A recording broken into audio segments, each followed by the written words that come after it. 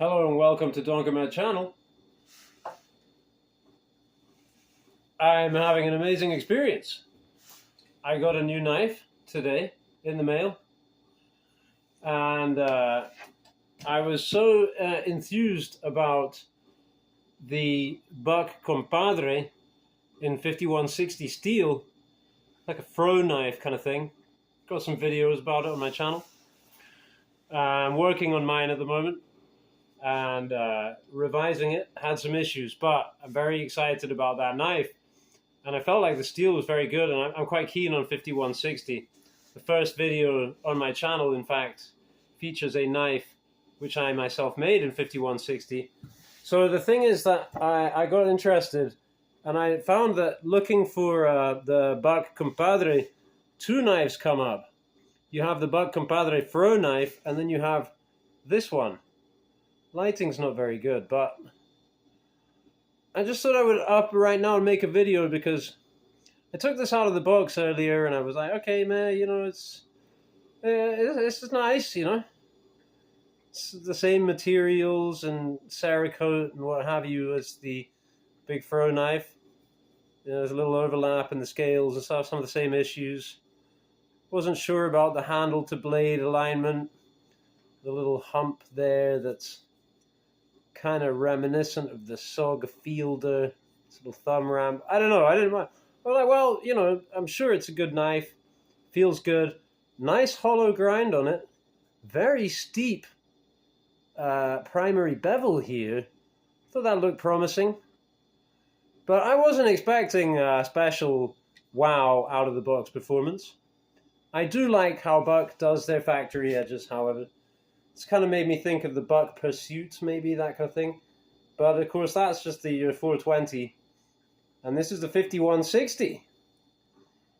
So I just grabbed this pole. I got a whole load of these poles here. I need to finish them and make gate hurdles. So I picked up the knife and I started whittling on this. And I just said, wow. I said, wow, this is so wonderful. I think I'm just going to stand here and do this a while. So why not make a video? And because I thought that the really interesting knife for me was the throw knife. And it is really interesting. It is a wonderful knife. I do have other knives that can do what that can do. And of course I have other knives that can do what this can do. But maybe that, for what it can do, I think that might be the best, you know, for doing the actual splitting these things, you know. Go out and, okay, to cut down the tree, it works great for cutting it down. I think a saw is even better. But for batoning and splitting, it works wonderfully well. I don't know if you can really improve on that design very much, apart from maybe taking the holes out of the blade. But later, you know, once come a point, it's like banging down your grits. You know, you start out with a big, or maybe you start out with a big old axe to cut the tree down. Sooner or later, you get to a throw and you use that, and then you can end up, you know, finishing these things with something like a pocket knife if you want to get a really good finish. But for being able to work like this, I don't know if the lighting is sufficient for you to see the chips that are flying off this thing. But it cuts really well. I think they put a nice toothy edge on it. Really good geometry. The grind looks actually really excellent. Nice and thin. Pretty straight, pretty true. You know, no, it's not perfect, but it's really pretty good. And the handle's comfortable and what have you. But this edge of this blade, it's got a cuttiness to it, you know. It's got a vibe for this task here. I mean, you know, also it is some hours since I've used a knife. So maybe I should just try something else. This is another very recent acquisition. I'm very pleased with. Thanks to and shout out to Uncle Junk, who showed this knife on his channel. The Kaiser Tauser. I found this one with Ultem. That's Jens Anser's favorite handle material. And it's pretty cool. And I have sharpened this knife. I have put my edge on it. Didn't come to me with a very good edge, but it came possibly secondhand. It might be someone who took really good care of the knife, but just used the edge up on it. Or maybe it just didn't have a very good factory edge. But that was surprising because this is probably the best action of any knife I've ever experienced. Listen to this.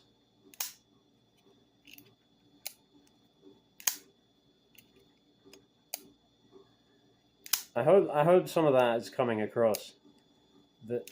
This pure snickiness of it. Fabulous, right? Good knife, CM154 steel. My edge on it. You know, it's doing fine. It's doing fine. But I can tell you,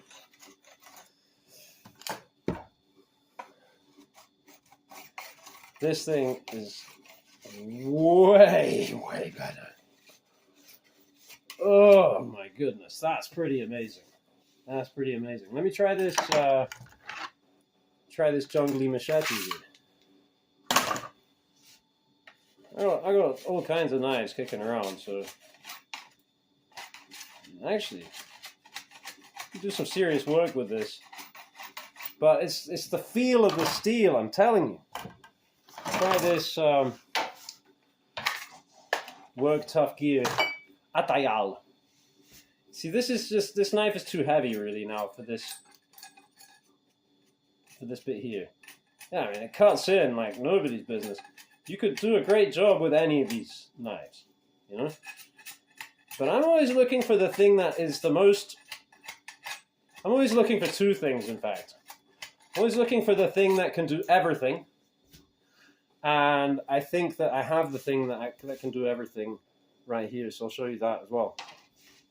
But then I'm also looking for the thing that does a thing really well, you know, like a finishing knife.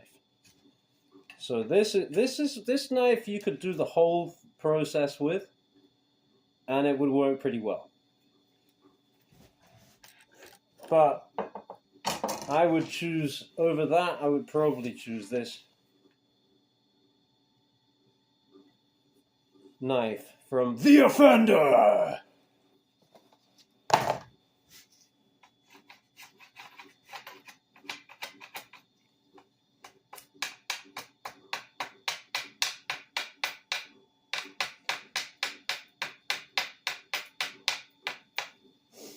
Yeah, very expensive knife for me. Got it from a scalper. Paid top dollar. I've spent a lot of time. No, I tell a lie. I've not spent a lot of time on this at the edge of this knife at all, because it came so good. Hasn't needed a lot of attention from me, and that is nice. But it's tiring my arm out using it, and it's no way. This is really good. This is really good. I need another knife. I need another really good knife. I need something really good right now to compare this with. I might have to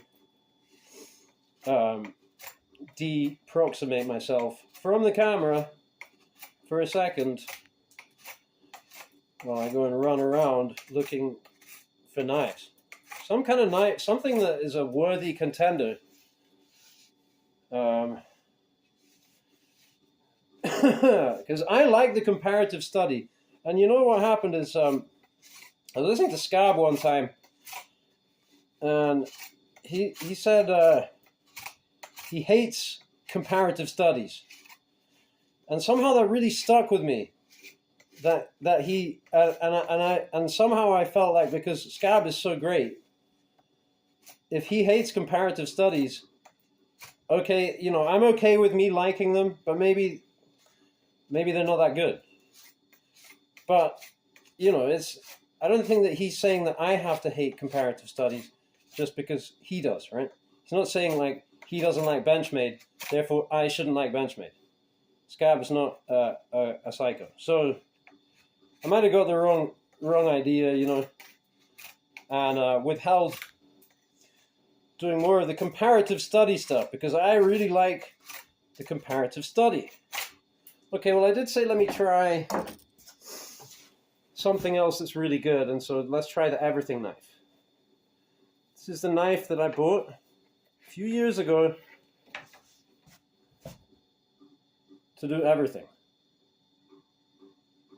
The designer designed it to be a knife to do pretty much, you know, anything along the lines of especially kinds of things that I would like to do.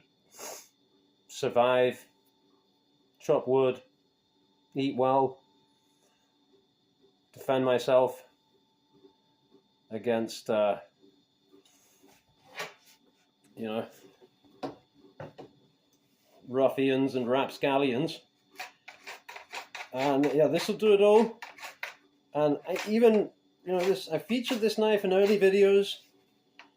What I was saying was that, I'll tell you one thing for sure, is this needs a hone right now. I didn't feel like I was ready for this knife. I even said it. I said, this knife, I can use this knife, but I prefer to use the knife that I made, even though it's not as good. Because it's easier for me.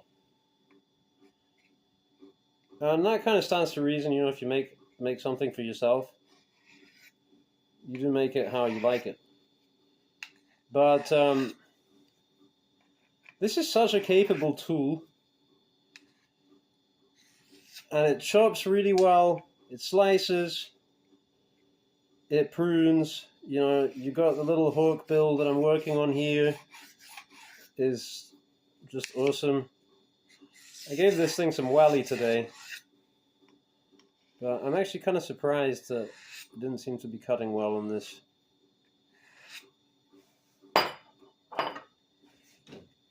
This section here, try that again now.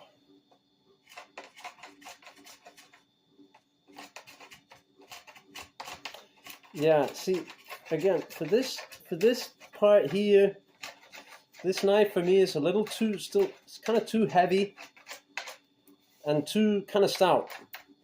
So the way I like to use this knife, let me see if I got one here that's got a little more, got a little excess to it. Yeah, the way I like to use this is like this.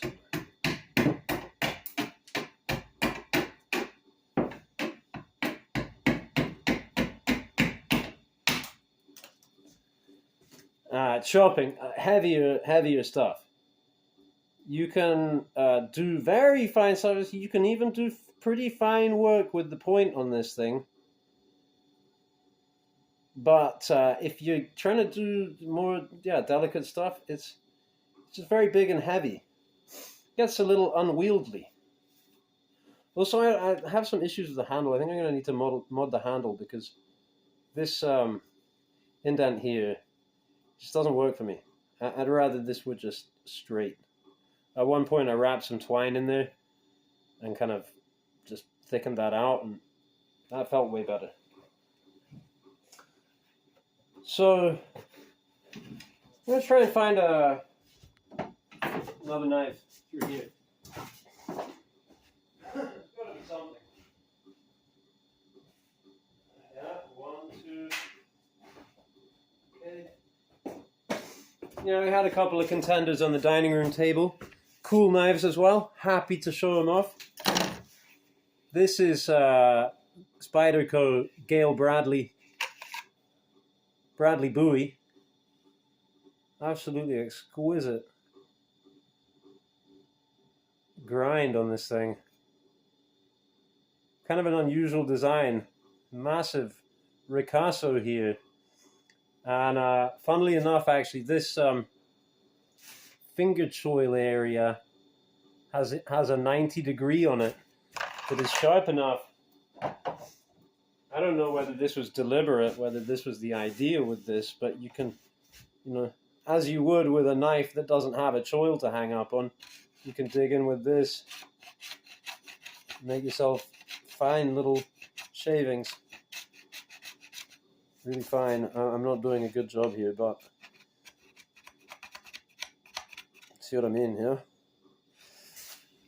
So, just have a little, just got my edge on it,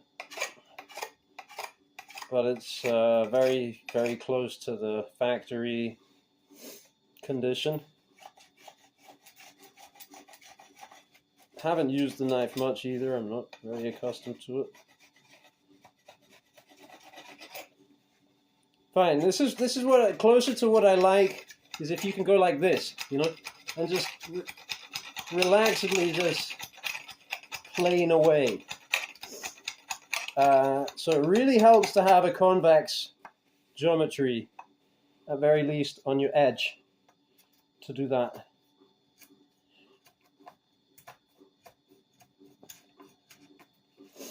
This is a very flat grind on this, but I did convex out the edge of late. So this is very satisfactory. But I mean, if you want to get one of these knives right now, I don't know what it might cost you to get one. But probably a lot more, you know, we're talking 4 or 5 times what this would cost. And this is doing a way more satisfactory job, especially out of the box. Way better. The geometry on this was actually a little thick. I mean, I don't know. I think this is my only. Oh no, I tell a lie. I do have that Spyderco Mule Team. I was about to tell a lie and say it's my only Spyderco fixed blade. It is not, but this one is came a little thick. You know, okay, I get it. It's a Bowie or whatever. It's a fighting knife. This this design here kind of makes me want to delete the ricasso. Just take the grind all the way back to here. Wouldn't that be better? This thing here is, I mean, I guess it's, you know, like your kind of sub-hilt concept is like you got something to grab onto once you stuck it in someone and now you need to pull it out again. You can put your finger there. But I mean, you know, if I were doing that, why would I cut myself? You know, even if it were sharpened all the way back to here, you know, I'd be well in control. Just put my finger here, not cut it, and yank it back out. And then, hypothetically speaking, of course, because I am a non-violent person, and I'm just playing around, really, just being goofy for channel purposes, right? So anyway, we've assessed that, and it's not as good as the Buck Compadre, what's it called?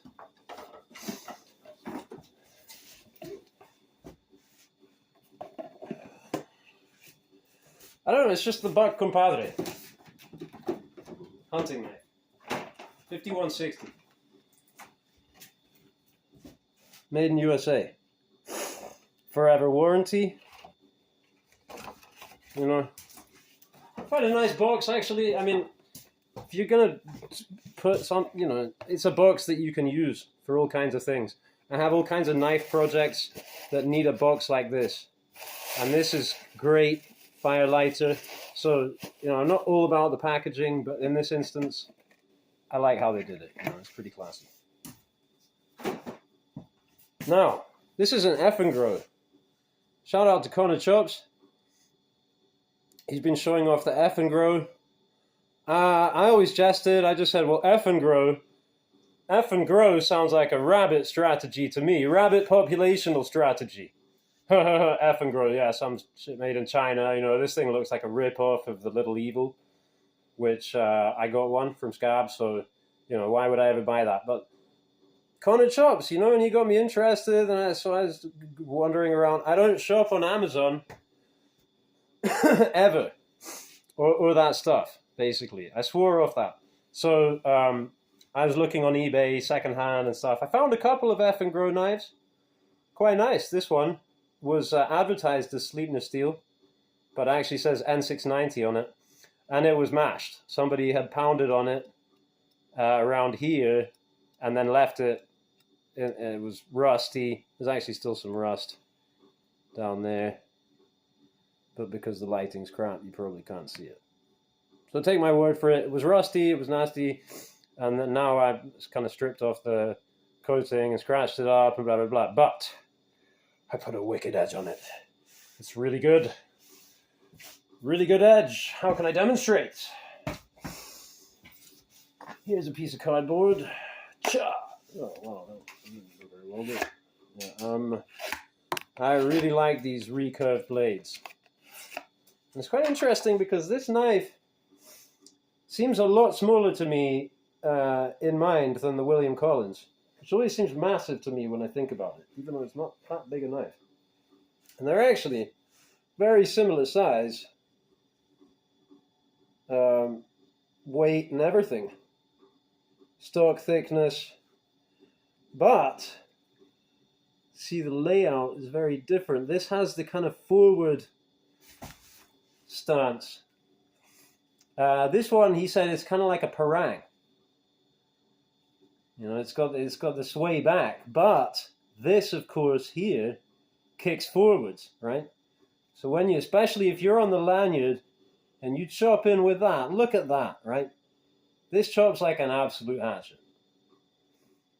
And that is just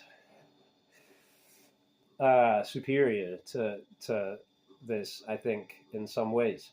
Although, funnily, the throw knife has this forward kick, and that works really well for that. I don't know. It's interesting in the self-defense context, right? You hold this and you start with the straight wrist and see how it's pointing forwards, right? And then this one is like pointing straight up, practically. However, this would be a reverse grip fighter. See, just go like that, and that's very nasty. I probably shouldn't talk about the self-defense and all that stuff at all because I don't know anything. But it's cool. I like to also put myself out there and say dumb stuff, and then sometimes people show up and correct me, and I'm willing to stand corrected.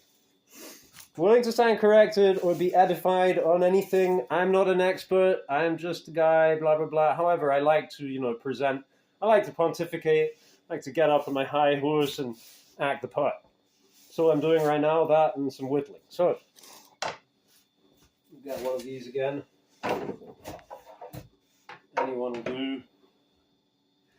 They're warping as well, so I have to deal with that at some point. I think what I'm going to do is wet them and then heat them over an open fire and bend them that way. Get them straight. I need some thicker ones for the side parts. See, this is pretty good. So having said that the William Collins design is better, I mean, it's better for chopping, but I think it's better for the hard use for the, that kind of thing. But this seems to be better for this kind of style that I'm in now. Fascinating, actually. Really good. Now this, maybe now we're going to smoke the buck, unfortunately. This is really good. Really good. So F and Grow, it's not just a rabbit populational strategy. Apparently it is quite a serious business. They're into it. They like making a lot of knives. They make them pretty well. Maybe they have some issues in the creativity department, and they look to other people to come up with the design ideas or whatever. I don't know. I mean, also in fairness, now I put this next to a Little Evil, and it's quite different. It's not a knockoff of.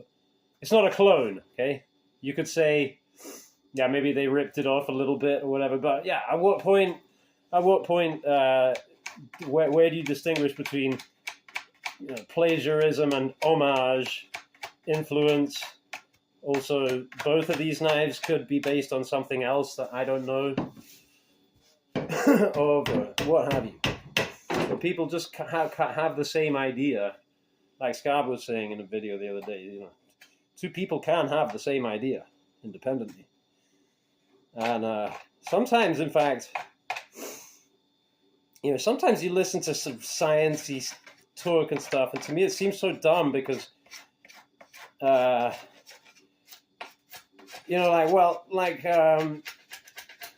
I say sciencey,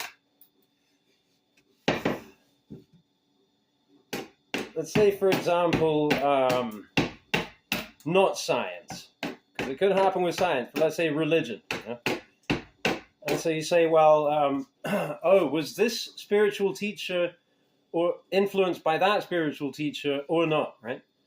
Yeah, you can make a case, Jesus, there's a lot of evidence that he traveled to the east, that the land of Judea at his time had connection with the Orient, and he was around 500 years after the death of Buddha, so he probably, studied Buddhism, blah, blah, blah, blah, blah. And then you analyze and say, oh, wow, look, he said the same thing.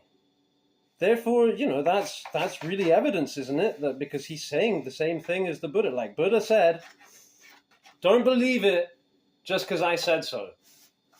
Find out for yourself. Wow, Jesus said the same thing. Yeah, but can you not have just come to that conclusion from observing the same reality? Right? You see my point.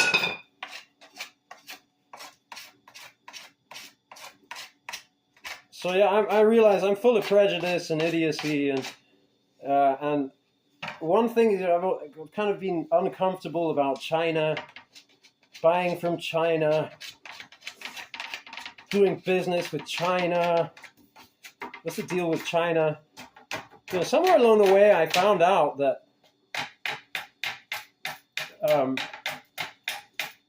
I heard from someone in the knife industry, let's say in an interview, saying how they went out to China and they were so impressed with what people were doing now in China. Wow, this is so amazing. You guys are you're really upped your game, huh? And the guy he's speaking with says, well, look, we can always make good stuff. We could have always made good stuff for you in the West. We have a reputation for making crappy stuff because we sold a load of crappy stuff to the West. Why?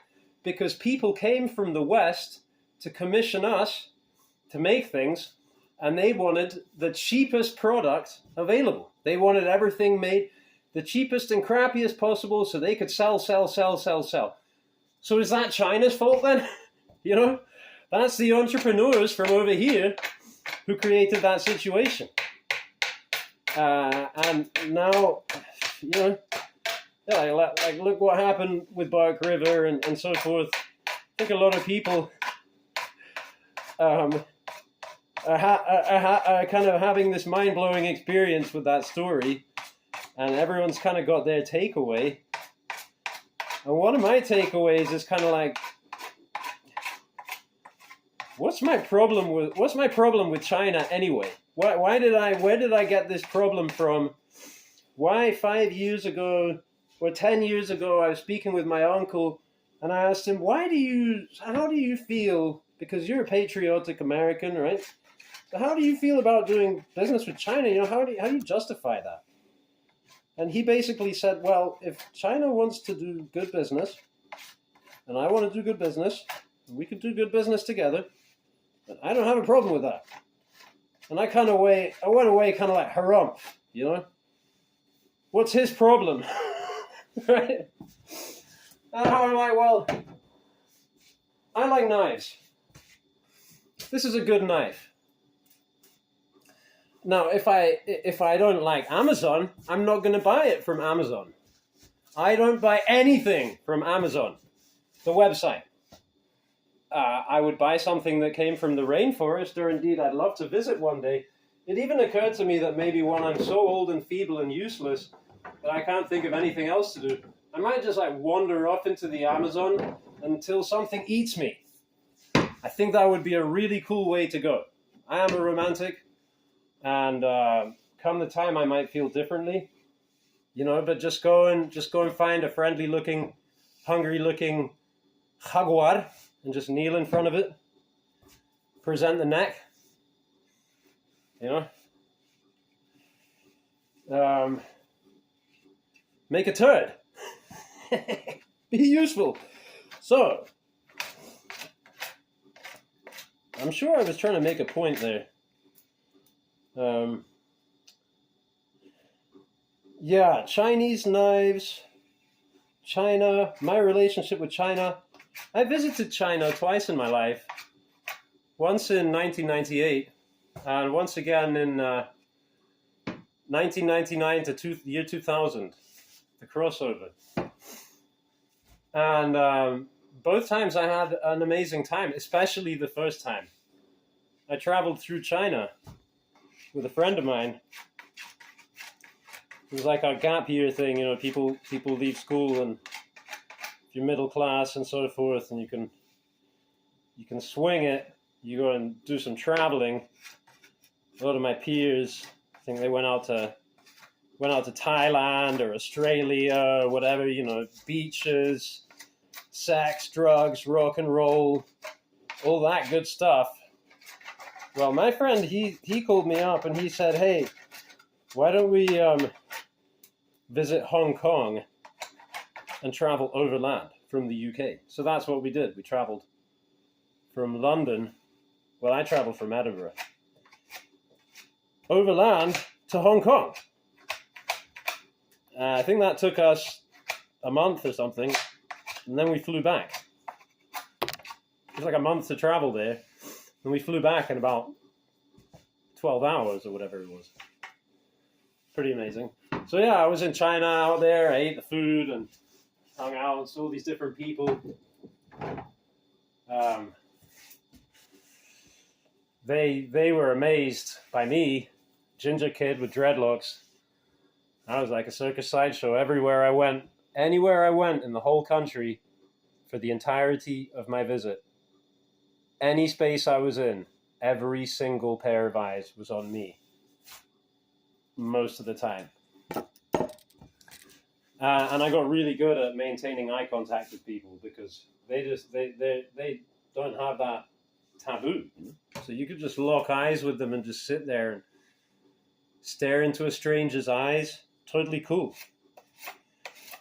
Oh my goodness. What a knife.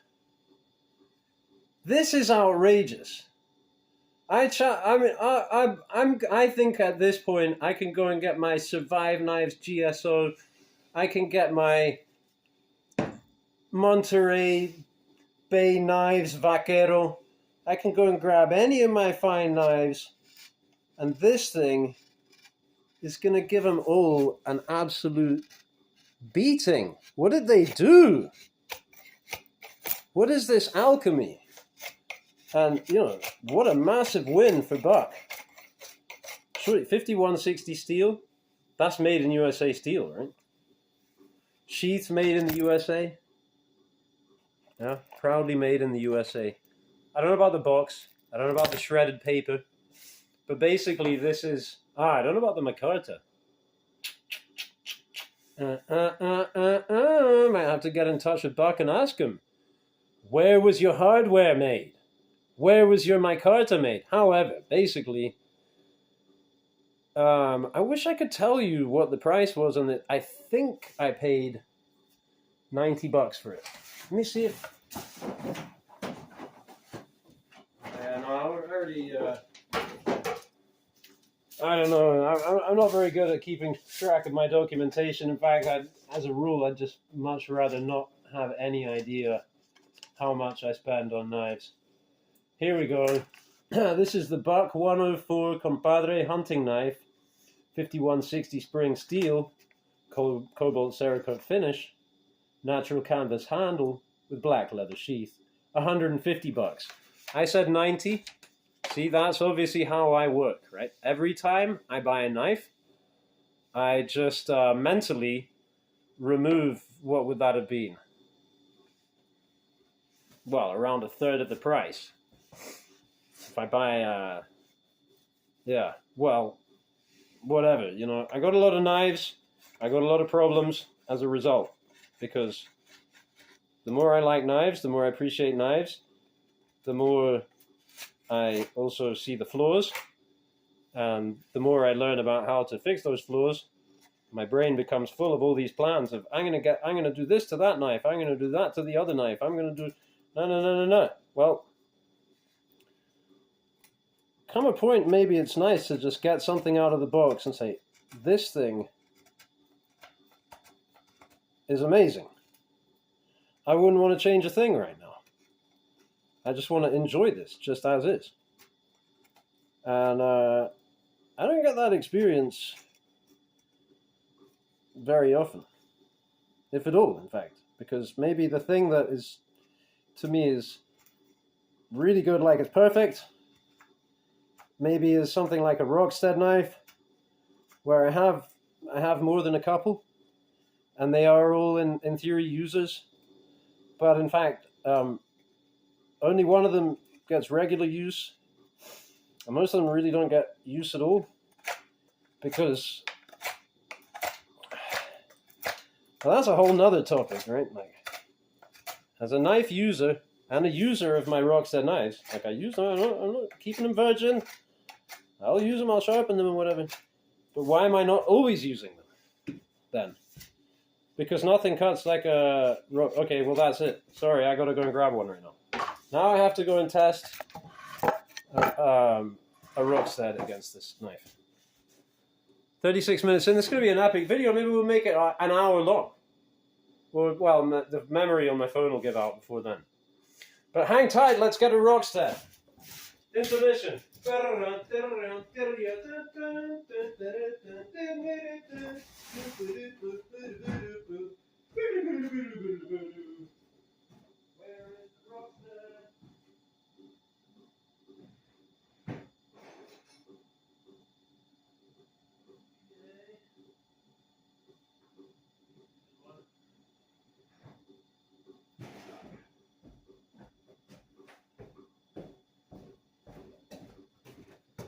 Okay. Here is a Rockstead knife. That's a very good knife. Now, this one is not in ZDP. This one is in... doesn't actually say. Oh. I think it's called S something. S2 or something. It's a tool steel. It's also very hard. This is like 63, 64 Rockwell. The convex edge with the mirror polish.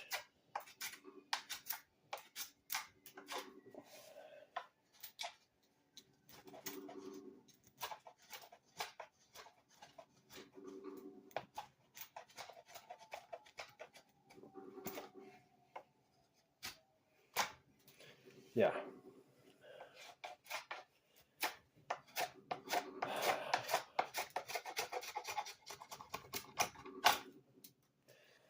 Ooh-wee. Yeah, that's good. That is really good. That is probably about as good as it gets. Oops. But maybe this is as well. Oh, I mean, it's more effortless. It is more effortless. Why? Geometry. Hollow grind versus convex grind.